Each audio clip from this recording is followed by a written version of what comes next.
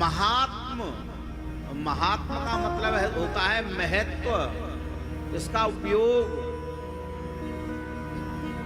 इन सब जानकारियों को जिसमें बताया जाए उसी को हम महात्मा कहते हैं।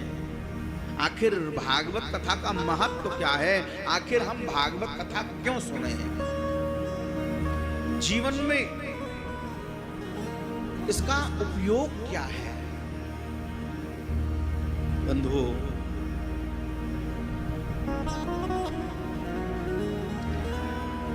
कल की कथा में बस हमने यही सूक्ष्म सूक्ष्म में सुना कि भागवत कथा हमारे जीवन में इसलिए उपयोगी है क्योंकि हम लोग सब काम कर रहे हैं, परंतु हमारे जीवन में जो अभी अशांति है, संतोष नहीं है, वो प्रदान करने वाली है श्रीमद् भागवत। श्रीमद् भागवत क्या प्रदान करने वाली है?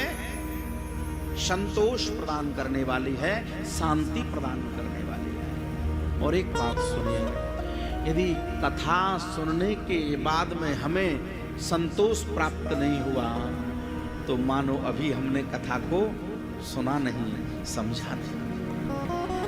कथा सुनने के बाद में हमारी तृप्त हो जाए, हम छिक जाए।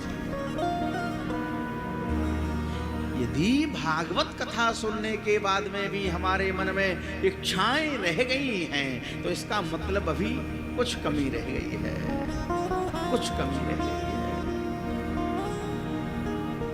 कब तक हम भागवत सुने?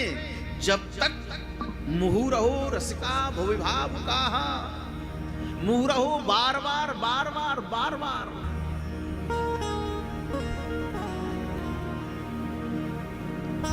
छोटा बच्चा होता है,